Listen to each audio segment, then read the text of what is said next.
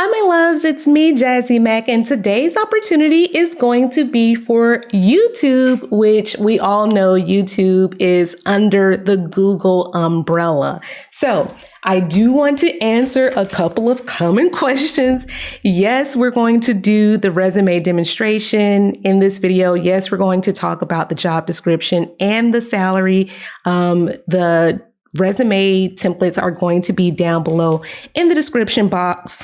And yes, of course, this is going to be for a North America role, but Google obviously is a global company. So yes, you can absolutely go to Google's website and type in your country and match that to the location that you're targeting. So let's go ahead and look at the first role. And here we are. So I'm going to break this role down because I know it sounds probably a lot more complicated than what it really needs to be. But the first role is going to be a scaled abuse analyst. Now, I do want to emphasize that if you wanted to work in the office, you could work in these locations. However, Google has become fully remote. So if you don't live in these locations and you don't want to go into an office, you can 100% work fully remote. It says by applying to this position, you will have an opportunity to share your preferred working location from the following: in office or fully remote. And I do want to emphasize here that the bachelor's degree is not a requirement. It is a nice to have. That's why they put bachelor's degree or equivalent practical experience. So if you've got retail experience, you've got, any type of experience for, the last few years where you're doing some of these things, that all counts. So it says they want you to have experience with fraud and abuse dynamics in online platforms. A lot of you are going to say, I don't have that experience, and I'm going to tell you why you do. If you have ever worked as any type of social media manager, maybe you have worked in, collections, maybe you've done online technical support. All of that has aspects of fraud and abuse training that you had to probably go through during onboarding. That translates into this. I also want to point out, if you've ever done work for the school system, whether it was a teacher or an aide, anything that you did for the school system, the Board of Education in general will have you looking at or have you going through different types of trainings that are related to child protection guidelines or anti-abuse for internet usage, to make sure that students aren't, going to websites that they shouldn't be going to. All of that is going to play a role in the whole abuse dynamic for online platforms. So again, you've got this experience. You just don't know what it's called. And this is why I'm breaking it down so that you understand how your experience translates into this job description. Data analysis. If you know how to use Excel, you know how to do data analysis. You know how to run reports. Statistical modeling. That is just a fancy way of saying, hey, we look at previous behavior of something that's been happening to determine what's going to happen next. So if you've ever ordered from Uber Eats uses statistical modeling. So when you go into the app, they have maybe the top 3 restaurants that they are recommending that you try. And that's basically because the last time you ordered something to eat, it was a certain type of food that triggered them to have this pop-up that says, hey, try Domino's, because the last time you ordered, you had pizza from Da Vinci's or something like that. So they use a lot of big fancy words, and you just got to know how to break them down. And experience with SQL. If you don't have SQL experience, it's not a big deal. Just go to Udemy and, you can take a course on there. Some of their courses are only an hour. We're not talking about a, semester long course. You could look some of this up on YouTube, to be honest with you. But yeah, about the job. So YouTube's trust and safety team is dedicated to making YouTube a safe place for users, viewers, and content creators to belong. And the trust and safety team is on the front lines of enhancing the YouTube experience and building internet safety and protecting freedom of speech.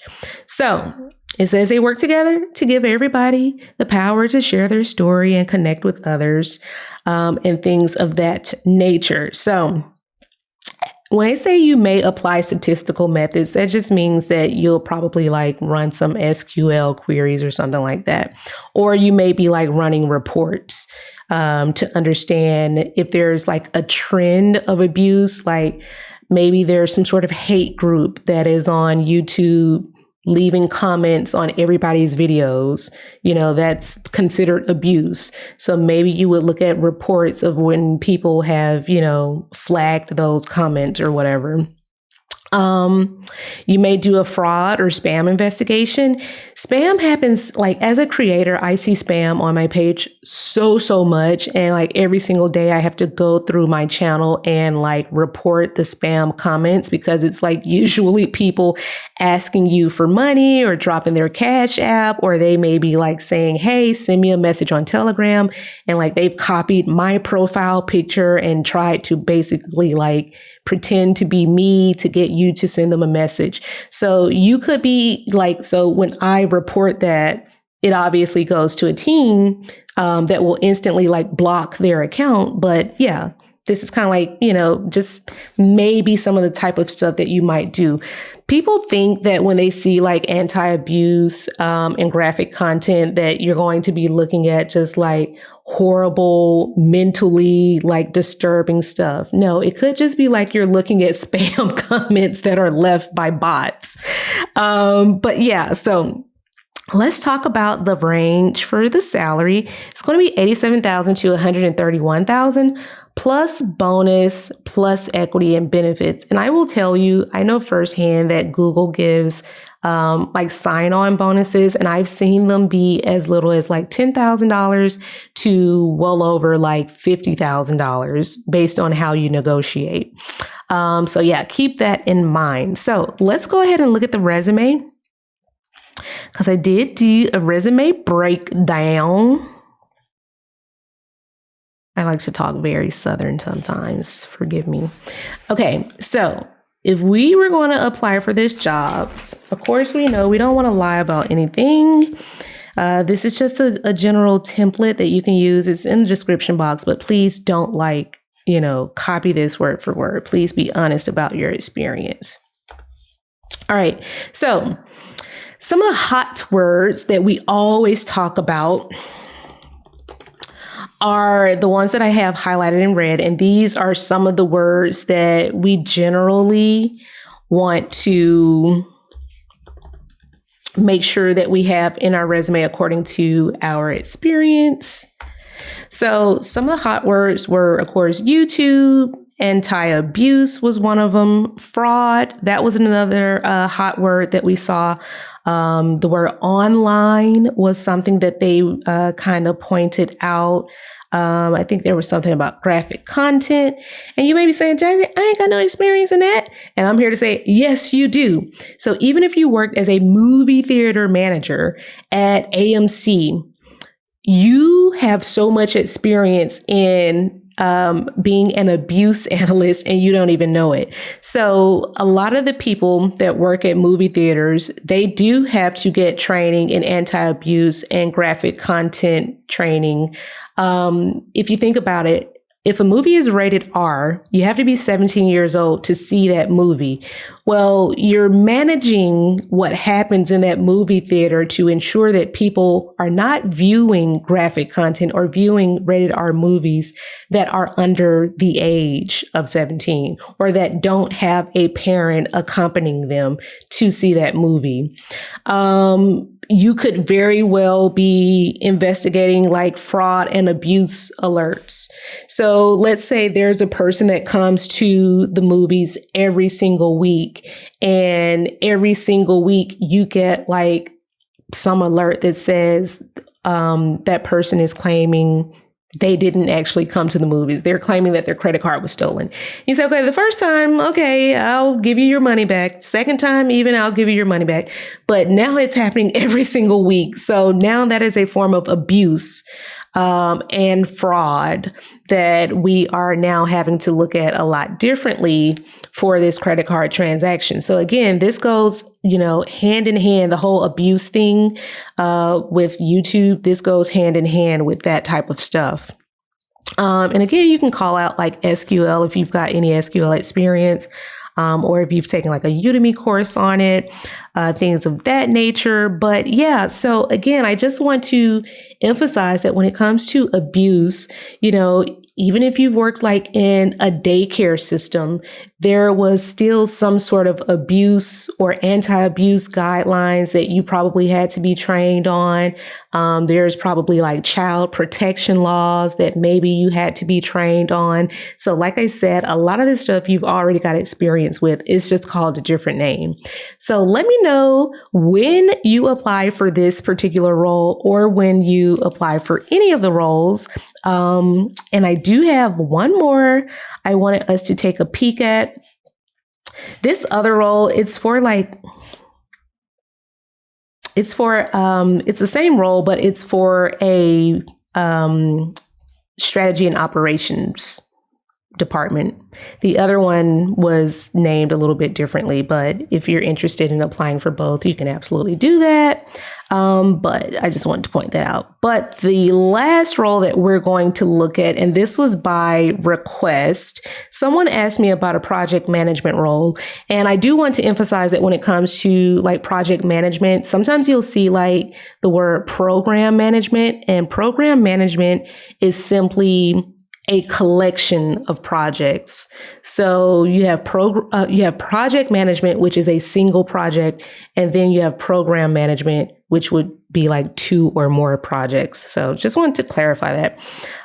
This can be done in the Atlanta office, Mountain View, or it can be done fully remote. Again, these hold nice to haves. The bachelor's degree isn't a requirement. You can still have equivalent practical experience. So maybe you worked as a project manager, maybe you worked, as a project analyst. All of that is still very relevant experience. So, I did not do a resume breakdown for this because project management, it can vary across industries as far as like the types of software that they use to manage the project. Some people are responsible for like doing budgeting for the project. And then there are other project managers that never touch the budget. And they're strictly there to just communicate with the client or with the customer about what's going on and, to give like status updates or to create like statements of work, or to ask for work orders to be submitted, things of that nature. So I did want to point out that Google pays so well for project management, $149 to $236. Okay, plus your bonus and plus your equity. So if you've got, any type of like, it doesn't even have to be project management experience per se. If you've managed a team, you were some type of shift lead, a supervisor, maybe you worked in like a nonprofit and you were responsible for setting up events and stuff like that. All of that is project management. Okay. Again, just called a different name. So that is pretty much all I have for you guys today. Let me know if you have any questions. Again, the templates are down below in the description box, and I will see you all in the next video. Bye.